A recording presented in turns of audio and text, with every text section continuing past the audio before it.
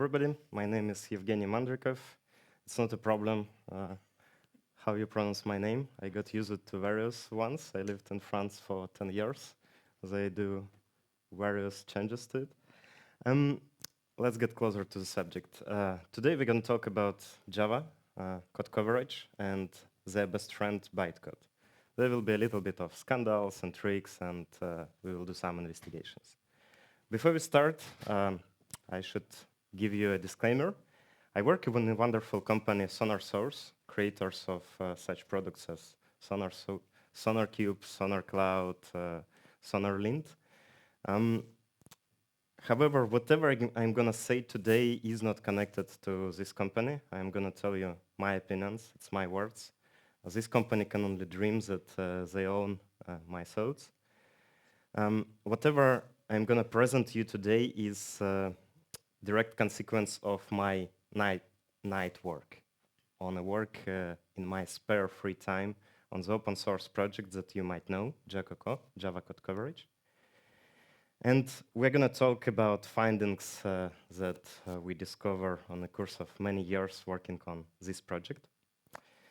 Nowadays, we test about 17.5 GDK versions for this project. We're going to see why we do such a wide testing.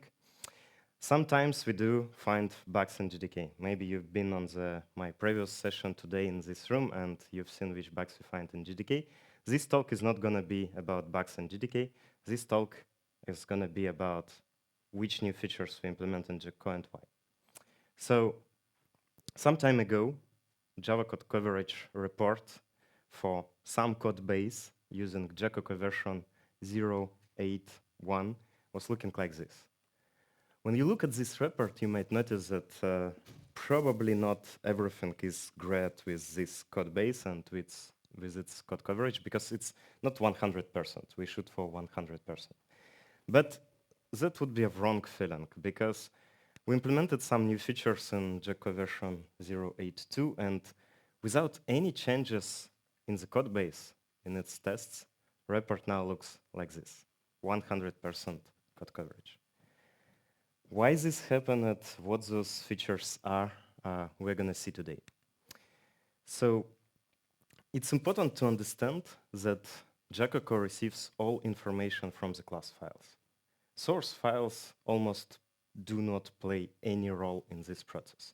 They're shown to you at the very end of this process. You could see them in the reports, but on earlier stages, they do not influence result. So this has great properties, like this allows us to easily integrate into the build process. You just need to attach Java agent to the JVM process. It's just one additional option to the JVM. Absence of source files is not a problem. You can measure code coverage of a code base where you don't have source files. You don't need to recompile, rebuild. We don't affect the usual pipeline. You don't need to separate what you do for release, what you do for debug, what you do for testing. This is supposed to help us with implementation of support for new language features. New syntactic sugar is not a problem to us. If it doesn't affect semantic in any way, if it doesn't affect the bytecode, the class files, if it's just a syntactic source sugar, it's not a problem for us. There is examples of this, like text block appeared in JDK 15. We have to do nothing. We don't need to do any changes to support text blocks. There is other JEBs, like there is a draft of JEB of concise method bodies. It's just a syntactic sugar. It shouldn't affect us. And well, it's supposed initially we thought that it would open a door to other JVM-based languages other than Java, like Kotlin, Groovy, Scala. That's not quite true entirely, but still most of our implementation easily works for such languages. And here is a real disclaimer before we really start. I'm sorry there will be a little bit blood out of your wonderful Java virtual machine. Sorry for this. We are going to see naked Java compiler, no IDE, nothing, just a command line and Java compiler. Sorry, we're going to talk a strong language. We're going to talk bytecode. And sorry for this, I'm going to try to do intense violence of your brain. If you're not ready for all this, no problem. Just stand up, go to the other talk. If everybody leave, I'm also going to go and listen for some other talk. So, are you ready? Yeah. Okay. Relax. Take a cup of coffee. Let's talk about Java. As a starter, let's try to take an empty class. And let's name it Bless Me. Who agrees that this class is empty? There is nothing inside. There is no fields, no methods, nothing. Who thinks that this class is empty? I do think. Let's check if it's true. Let's compile it. This is what we're going to use today. We're going to use JavaC. We compile this class, JavaC Bless Me, and we're going to use so-called Java decompiler, disassembler, JavaP. For me, a very powerful, very useful tool, part of GDK. We're going to use it with two options, -v verbose and -p privates, protected, etc. Together, JavaP -v -p, I often call as JavaP show me everything. Basically, whatever is in your class file, you're going to see it. So JavaP -v -p bless me, and we're going to see a bytecode listing. In this bytecode listing, we could see, okay, this is classed file. It was modified at that time. Its checksum is like this. It was compiled from this source file. We're going to see which version, which source version this class file belongs to. In this particular case, I used Java compiler from GDK 8, so we're going to see major version 52 in class file and minor version 0. And we are going to see a constant pool. Constant pool is a list of all the constants used in the class file. It includes class name, methods names, types, other constants, etc. Basically, all the constants. Strings are going to be there. All the constants end up in the constant pool. All the rest of the bytecode simply references a number in a constant pool where the constant should be taken. This is the first time and the last time I show you a constant pool. It's quite big usually, so I'm going to strip it out from all other listings. Just know that it's there. So what's else in this empty class file? Actually, holy place is never empty. An empty class is not empty. Java requires us to have a constructor. So if you don't write in your source code a constructor, Java compiler is going to generate a constructor for you. And this constructor is also not going to be an empty one, because we need to call a constructor of a super object. And you know that every class in Java inherits at least from Java-lang object. So here is super constructor invocation, Java-lang object.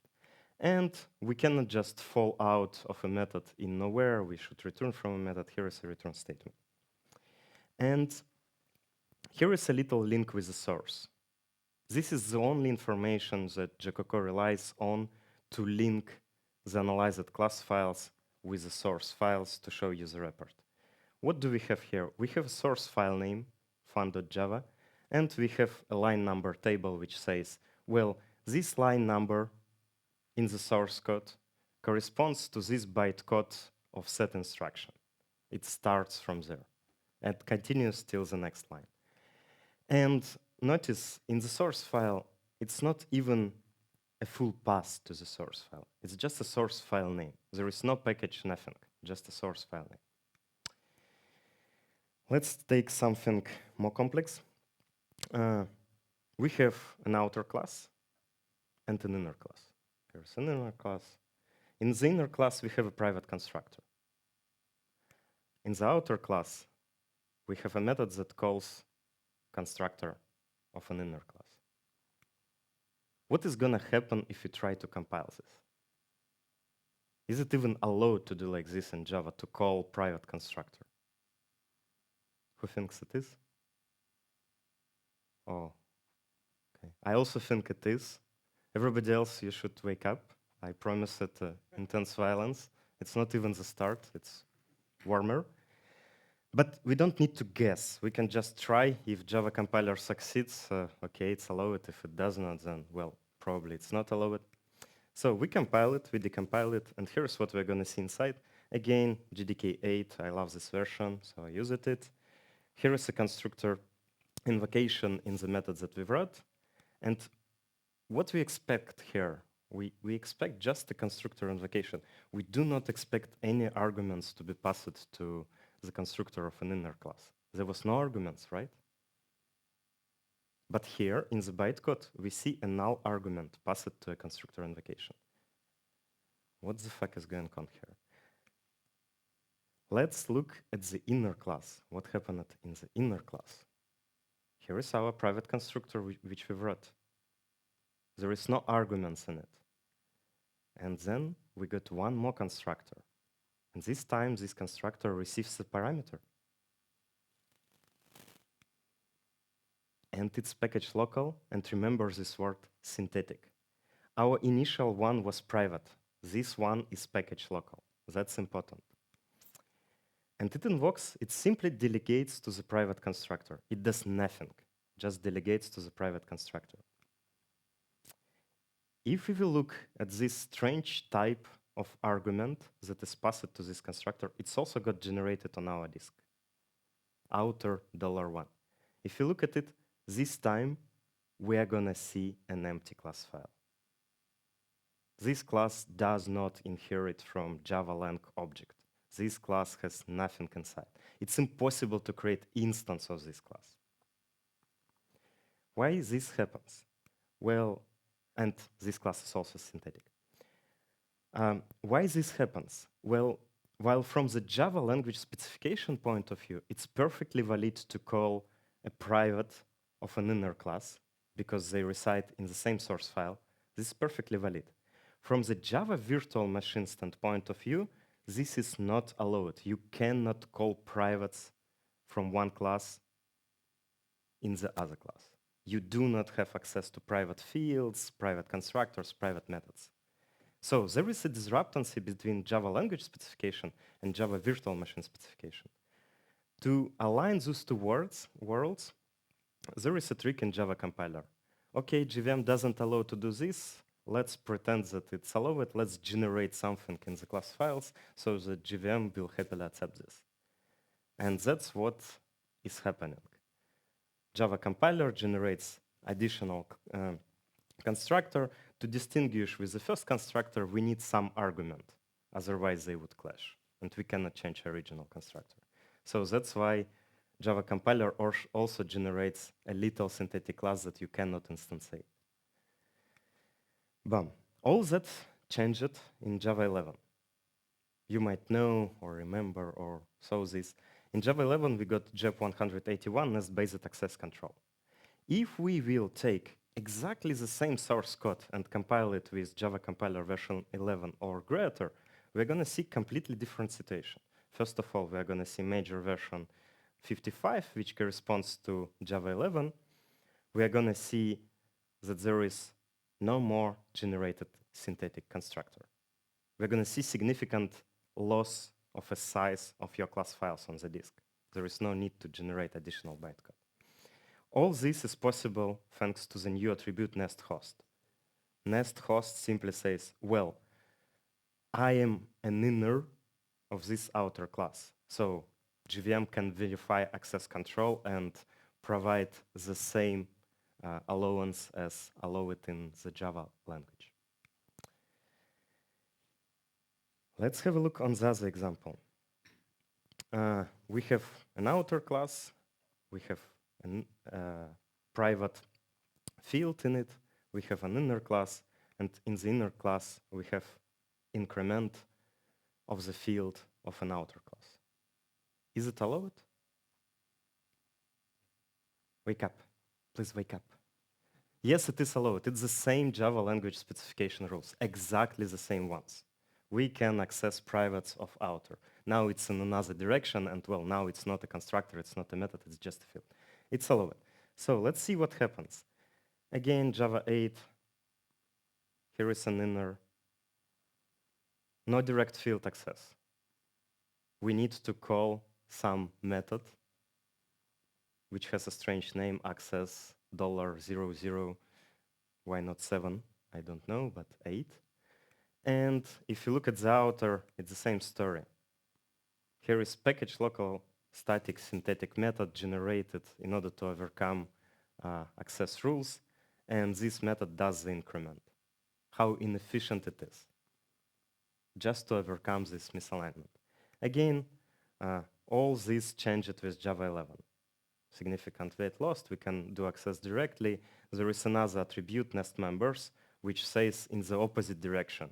I do have these members nested into me, they have access to my privates.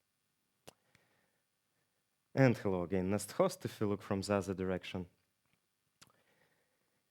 Is there some other example of synthetic generated constructions, you might wonder? Yes, there is. Let's take a look on the two classes A and B. Class B extends class A. Both have method. The method name is fun. The only difference is the return type. They do have different return types. One has object, another one overrides the first one and has a return type string. Is it allowed? Who thinks no? Could you please raise hands? No shame. Okay, some people. Who thinks it's allowed? Others, what do you think? There is just two options, yes or no. Wake up, wake up. We don't need to guess whether it is allowed or not. Either we read Java language specification or we try to compile. No worries. We try to compile, it works. So it's allowed. But what is gonna happen inside of the class files? Let's have a look. This time I don't take a risk of using very old Java versions. Maybe they would have something, indeed some tricks inside. This time it's JDK 18, major version 62. What's in there? If you look at the B class, here is the method that we wrote. It has a return type string. And here is one more. This time it has return type object. We didn't write this one. And it's again called synthetic. And it has one more attribute, bridge. The only thing it does, it simply delegates to original method. Sorry. Why this happens? Why do we need this synthetic bridge? This time there is no misalignment, let's say, between Java language specification and Java virtual machine specification. It's just by the rules of the Java language specification how it should be. This time the thing is everywhere where parent class, class A, is expected, we can supply an instance of its child. It's simple inheritance. So everywhere where original fun method that returns object is called, should be possible to call the Viridin one that returns a string. Unfortunately, the Viridin one returns a string, whereas places which expect A expect object. So for those places, we need to provide a method that returns object. And that's exactly what Java compiler does, generating a synthetic method. Let's have a look on more examples. Switch, a super simple construction. Here is Enum. It has two values, false and true. Here is a switch by Enum. 3 cases, default 1, false and true. I'm not gonna ask whether it is allowed or not this time. Let's just check. Let's compile. It compiles, we decompile. This time it's even bigger, more bigger example. But let's have a look. So here is our method example. Here is a switch. No problem with it. One case, second case, default. 2 returns, everything is fine. But if we look closely just before switch, we are gonna see something strange. We are gonna see that we access some field in some class that we never wrote. It again has a dollar its name, $1. What's that? If you look at this class that got generated, we're gonna see again that it's synthetic. We're gonna see that it contains some field, and we're gonna see that it has a static initializer. What's going on in this static initializer? This static initializer takes a field, and in the field takes a switch map field, It's called switch map. And in this field, into the position which corresponds to the current value of Enum constant false, so its ordinal value, it writes 1. In the place, in this massive that corresponds to the current ordinal value of Enum constant true, it writes 2. And well, there is exception table that wraps all these things. That's not important. Oops. Okay. Why this happens? Why do we need to have some array, and why do we have to access this array while doing a switch? Any guesses? Okay, probably the ones who know the answers, they've been on the previous talk. The one who don't, they haven't. Well, it's super simple, it's super easy. Java allows a split compilation. You can have a switch in one source file, Enum in the other source file, and you can recompile them separately.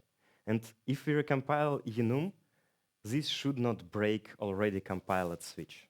So, for example, if in the Enum we switch order of the fields, or if we of constants, if we remove some constants, this should not break switch. Switch still should work. And to overcome the difficulties that we can reorder or remove, compiler needs to have a mapping from the current values of Enum constants to the values that have been there at the compilation time for the switch. And here is this mapping. We take a runtime value, we map it to the switch value. That's it. Let me scroll. So far we've seen examples of synthetic things, and we might wonder what this synthetic attribute in the bytecode means. And there is an answer on this question. If we look at the Java virtual machine specification, we could find an explanation. A class member that does not appear in the source code must be marked using a synthetic attribute. The only exceptions, as in every language, there is exceptions to the rules, there is rules and then there is exceptions.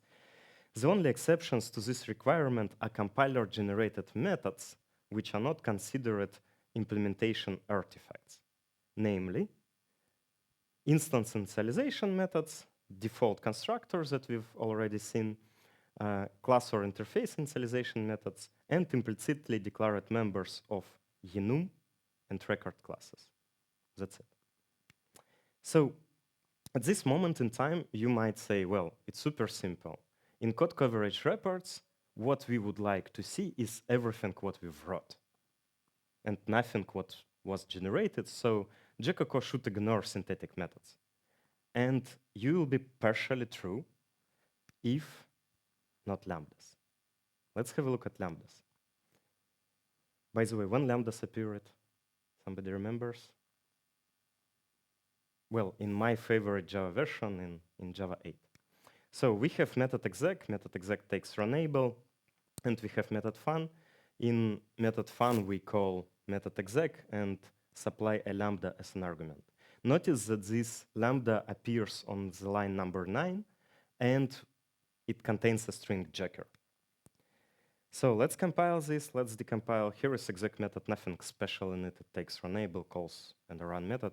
Here is our fun method. Where is jacker? Where is the string literal?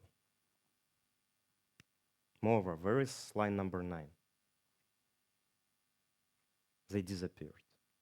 Well, all of this is mechanics behind lambdas. Every time you have a lambda in your source code, it actually compiles into the separate method in the class file. So here is a synthetic generated method with a magical name lambda $fun $0. And here is a jacker in it. And here is a line number 9. Notice it's synthetic. So what happens? We did ignore it all synthetics. This was indeed the case. It was working for many years from Java 5, Java 4, up to Java 8. And in Java 8, we got lambdas, and we got a problem with our code coverage reports because we ignore all synthetics, and so we ignore bodies of lambdas. We have to fix this. How we can fix this? Well, we need to ignore all synthetics except. But except what? There is no way to distinguish a synthetic which we have to ignore from a synthetic which we should not, because it's implementation details of lambdas. There is no specification that says all lambdas compile into methods names like this. It's a pure implementation detail of Java compiler. Actually, Kotlin does differently, Scala does differently, Groovy does differently. So in our code coverage tool JaCoCo, we have to adapt to all this, test all this, and, well, write a crazy rule like, well, if it starts from lambda $, then it's Java, and then it should not be ignored. This implementation details. This is not specified. Okay, we fix it, we get a code coverage for lambdas bodies. At this moment in time, you might wonder, do I have something non-synthetic? Well, fortunately or unfortunately, I don't, but inside of Java compilers, there is plenty. Let's have a look. Let's try again with an empty class. This time, let's have Enum. This Enum is empty. There is no constants in it, right? Do you agree? This time it should be easier after you've seen the very first example. Is it empty in the bytecode? Who thinks that it's no? Yes. Who thinks that it is empty? Okay. Others, I guess, still sleeping. Wake up. We are still warming up. We are just half a way through all the presentation. Let's compile. Let's have a look. It's big. It's not empty. It's not even just a constructor, as we've seen in the very first example. There is a field values in Enum. There is a method values in Enum. There is method value of. And here is a constructor. And even this is not the end. There is a static initializer. What happens? In the static initializer, the field values is initialized and is going to be assigned all of the constants of the enum. In this case, we had no constants, nothing to put in this field, but, well, field should be there because this field is used in the method values. These method values, according to Java language specification, should return all the constants. And, well, in this case, it just returns an empty array. And the method value of, you know it, you can ask a constant by its string representation. They should be there, so they should be generated. And this time they are not market synthetic. Why they cannot be market synthetic? Why the Java virtual machine specification has this exception for such methods saying, well, they are generated but should not be market synthetic?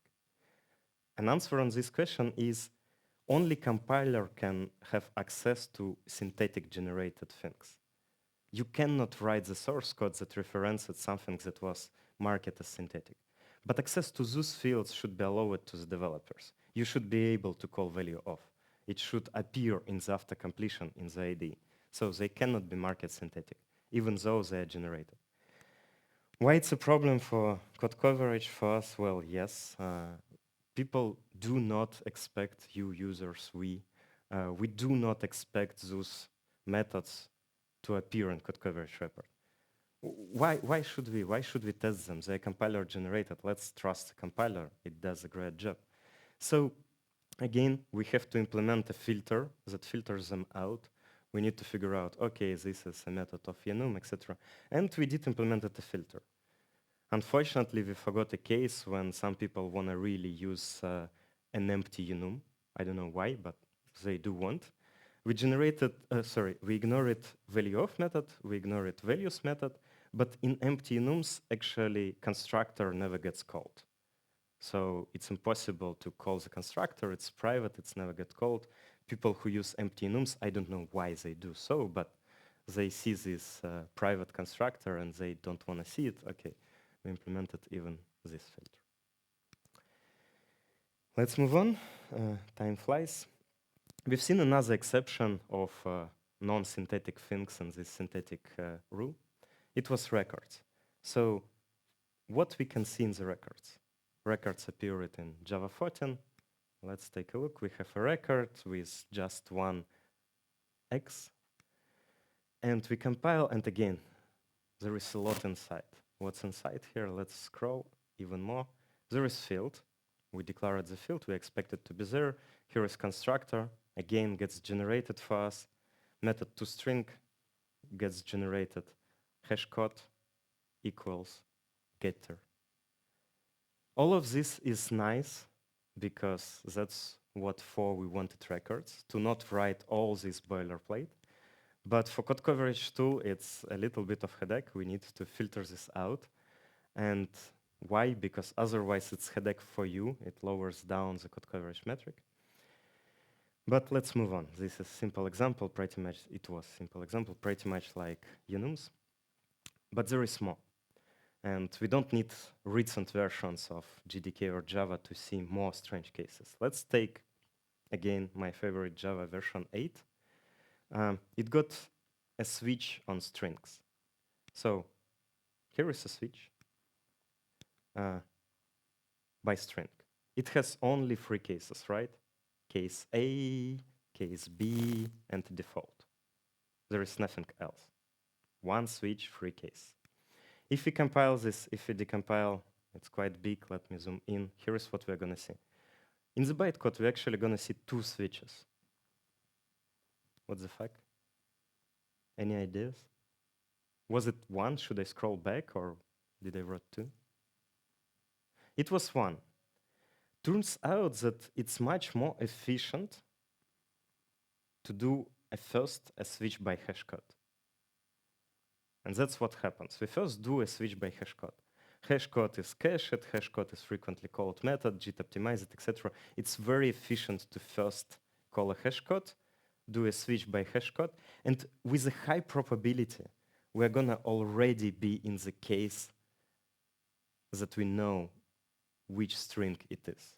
It is highly unlikely that multiple strings do have the same hash code. But this can happen, and this is exactly what happened in this case. So we need to do a couple of comparisons to know which string it is. And it happened that in this case of A and BBB, the hash code is exactly the same. So we need to do a few more comparisons, and we need, here is the final switch. We now for sure know which case it is, so we can jump to it. Here is case A, here is B and default. Again, we need to implement a filter. Without a filter, people would wonder why there is so many branches. I have just 3 cases, but I got, I don't remember how many, I got 9 branches out of just 3. Well, it's compiler artifact. We have to write filter, filter it out, so that users do not scream. They had 3 cases, they got 3 cases. There is more. Java 12 brought us switch expressions, JEB 325. We can use this version or the version where it was finally stabilized. It's no more a preview. I use a preview version. So if we compile, decompile, here is what we are going to see. Oops, let me scroll back. Here, switch expression. We have only 2 cases. Switch expressions are great because if the switch expression is exhaustive, it covers all the cases. In this case, it covers all the possible values of Enum. We don't need to write Enum as a default, just 2 cases. Oops. What do we see in the bytecode?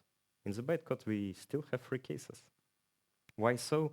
Well, because in the bytecode, again, there is split compilation. Maybe somebody recompiled Enum separately from this switch. So this piece of code will receive a third, a new value of Enum that was not there during the compilation.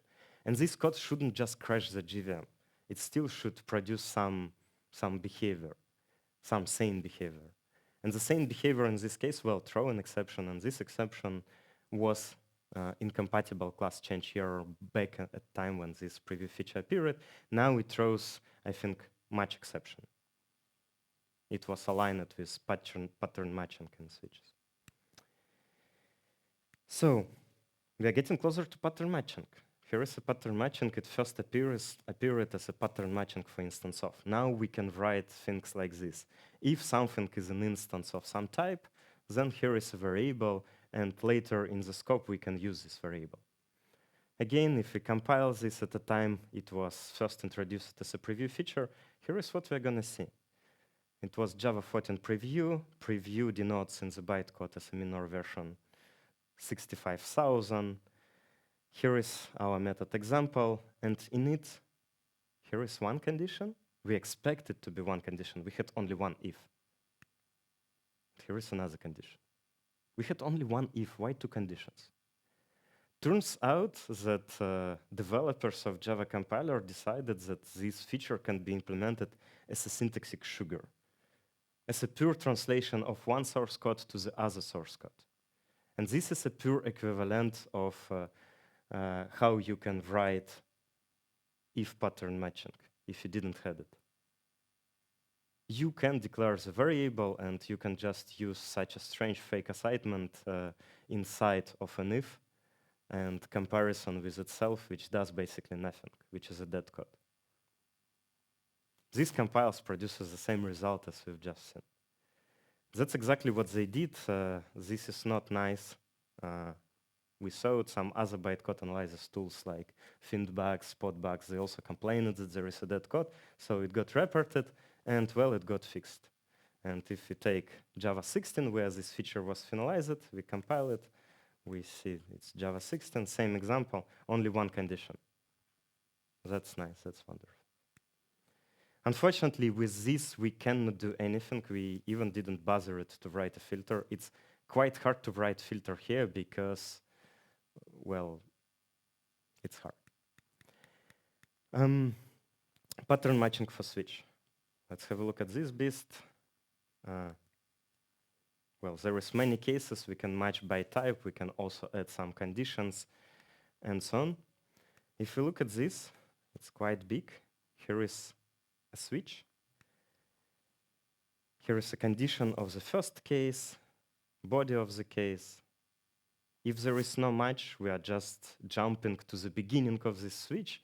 And the way it is implemented, it is again using invoke dynamic instruction, which was used for lambdas in order to restart the same switch, but from the next condition. So that's how it can go over all the conditions. Here is invoke dynamic bootstrap method that links all this together. And here is the most interesting part in this story, line number table. The line number table that is used by JaCoCo to map this bytecode back to the source code. If we stare on it like this, we wouldn't notice anything. It looks correct. And that's probably was the case for developers of Java compilers. They look at it, it seems correct, all fine. But if we take a JaCoCo or a debugger and we'll try to use this line number table to jump line by line, it will show us surprising results. We've been seeing strange lines appearing on the screen and highlighted as the ones we do not expect to see. That was a bug in the implementation. We code it quite early. Even before the feature was merged to the master, we commented on the pull request and it got fixed. Line numbers are correct. And here is finally we come to finally. Another wonderful construction in Java language appeared many years ago. I don't even remember when, probably since the beginning. Finally, we have a body of a try, and in the finally, we have a body of a finally. Pretty simple. If we compile it, if we notice that here we have in the body call of a method nop. In the body of a finally, we also have a call of a method nop. Just two calls, right? If we compile it, decompile, here is what we're going to see. We see 3 method invocations of method nop. There was only 2, right? Let's count again, or 3. How many nops do you see here? I do see 3, so it's right. We should see 3. No, the third one is a method declaration. Don't let it fool you. So to help you investigate a little bit, let's add some marker to the method. And let's pass 2 different strings, one in the body and in the body of a try, another in the finally. Try and finally. Let's compile this thing, and what we're going to see? What's different? What changed? Let me highlight it. We have 1 try and 2 finally. Why so? Well, you all should know that finally block should be executed no matter what. If there was exception in the body, we should execute finally. If there was no exception, there should be finally again. And that's how it is implemented. If we look closely, there is exception table. And exception table says, well, in case of an exception, we should jump to this instruction. There is no try finally in the bytecode. In the bytecode, there is only exception table, which says from this instruction to this instruction, if happens exception, then go to this instruction. And the only way then to implement try finally is to have exception handler, and in case of absence of exception, to have exactly the same code as an exception handler. We need to do the duplication. And well, again, people surprised that when they write finally, they have too many codes. They have to test both possibilities of exception and no exception. What they write in finally might have some conditions. This condition never can be triggered on one of the paths, so they have a lot of branches. Half of those branches cannot be covered, etc., etc. So what do we need to do in this case? Not just ignore some part of the code, but actually merge all those duplicates together and provide you a combined code coverage report that looks better. And looking at this example, you might actually try a nice trick when you go back home. How many try finally you can nest into each other? Because it's duplicates, it exponentially explodes, and very quickly you should probably reach, not probably, you will reach the GVM limit on the size of a method. You don't need to go far.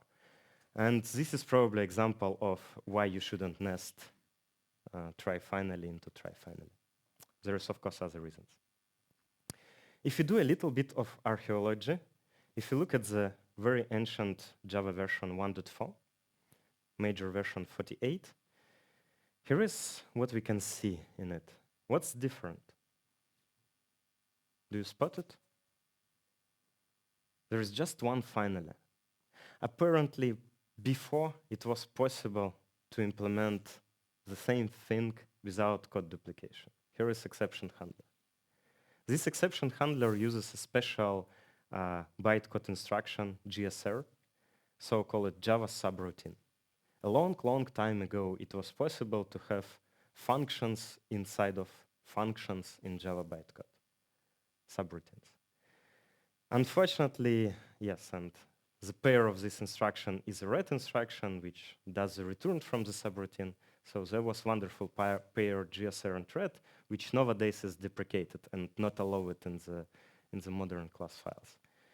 Why this happens, if you want to know more about this, I advise you to look for some talks about bytecode verification. Apparently, GSR and ret is hard for bytecode verification. Bytecode verification is important for security.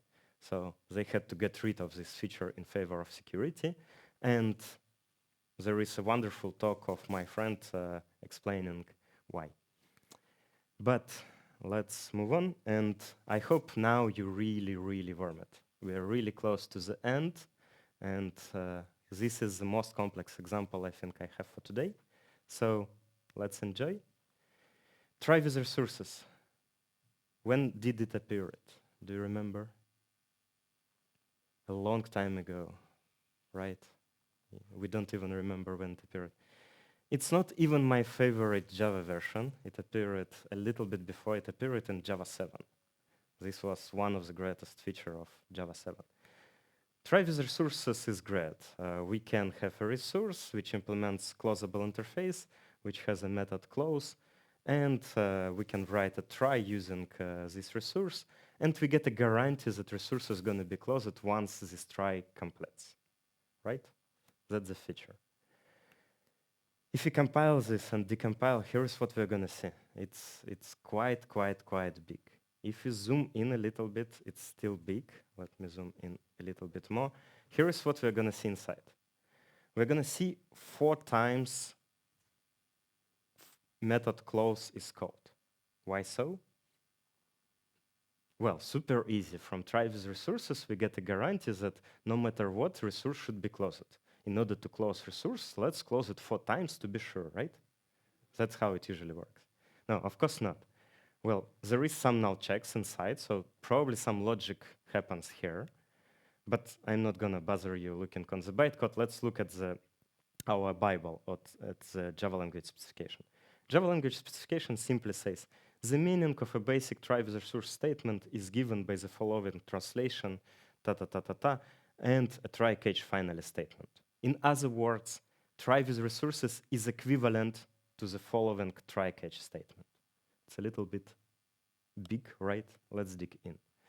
And at this moment in time, you might say, well, is it really equivalent? Can you prove it? I think I can prove it. Let's try. So what do we have here? I have example which contains try with resources, the ones that you've just seen. And in another source file, I have try catch finally, exactly as you've seen on the other slide.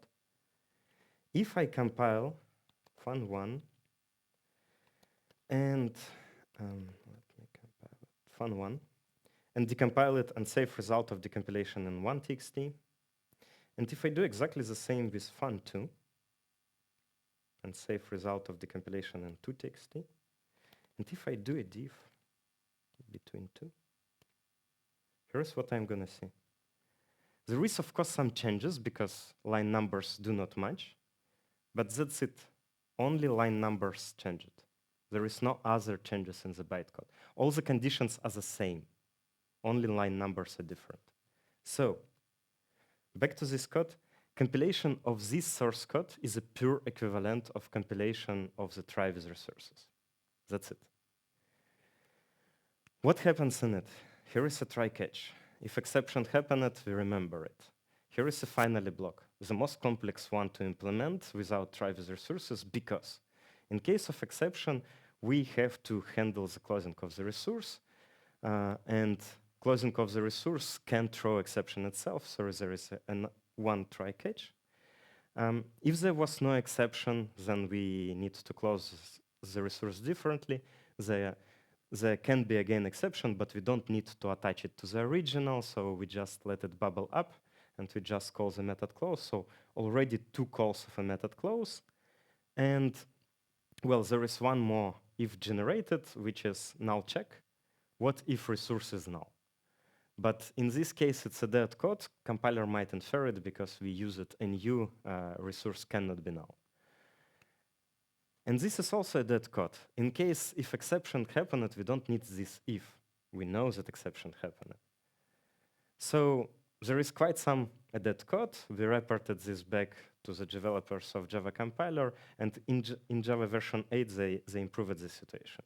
There was 4 cases, now there is just 2 cases to check. And it continued later on. If you use Java compiler 11, we still can compile for compatibility with Java 8, but we are gonna get a different result. Instead of 2 ifs, we now have 0 ifs. It's possible to implement exactly the same thing without these ifs if we use slightly different translation strategy. Again, what this means for bytecode analysis tool, it means that we need to implement now not just a filter for original try with resources, but for all of its variations, for all of those improvements. And that's what we do. And a report looks great. It doesn't show any branches, etc. And at this moment in time, you might wonder how we do this, because I just showed you 2 source codes that compile into the same bytecode. How do we choose which one it is? When it is try with resources generated by the compiler, or a try with resources written by hand using a try catch? And the honest answer, well, we don't choose. If you would give to the JaCoCo try catch, which I just showed to you, JaCoCo would believe that you wrote a try with resources, and it will filter it out, so you would see empty lines there. That kind of makes sense, but it's a little bit surprising. Hopefully nobody writes try with resources by hand with try catch, so nobody would ever notice this. Now only you know, don't share this. And here we come to conclusion. I hope I didn't run out of time. Conclusion is, As you've seen, source code is not a bytecode. Be careful with this. What you write in your source code is not at all what is gonna be executed. There can be bugs, there can be dragons in.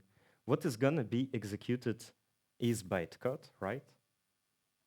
No, even this is not true. You know there is just-in-time compiler. Just-in-time compiler is gonna take the bytecode, smash it, work on it, and produce a native code. So again, there can be bugs, there can be dragons, etc. Be careful with it. What you write in the source code is not at all what is gonna be executed. Bytecode-based tools have to guess. As you've just seen, we have to do the wild guesses out of almost nowhere, what you wrote in the source code. So next time when you see something strange, what you don't expect to see from the bytecode-based analysis tool, please don't scream, wow, it doesn't work. No, maybe it works. It just works on a different level, on a different representation. So please bear with us. Developers have to put up with this. We have to live with this. We developers of bytecode-based tools have to implement some filters and so on. And you, users, consumers, other developers, have to be aware on what you're looking at. And the next time when you find something strange in your code coverage reports, please don't immediately scream, wow, wow, there is a bug. Maybe it's just a missed case, and now you know how to investigate it, so you can look into the bytecode and come back to us with already complete reproducer saying, hey, look which wonderful thing I found in a bytecode. How nice it is. Could you please implement filter for it? Or maybe not. And the last thing which I'd like to say to you today,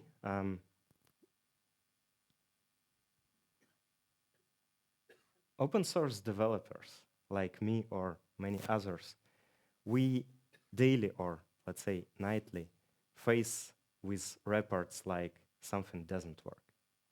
And we rarely hear when something is great, when something works for you and when you like the tool.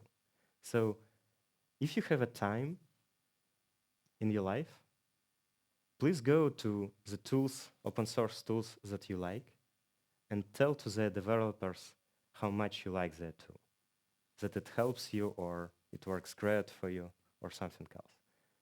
This is really nice. This is exactly why we work without being paid. So don't forget to do this, and I hope you enjoyed this session.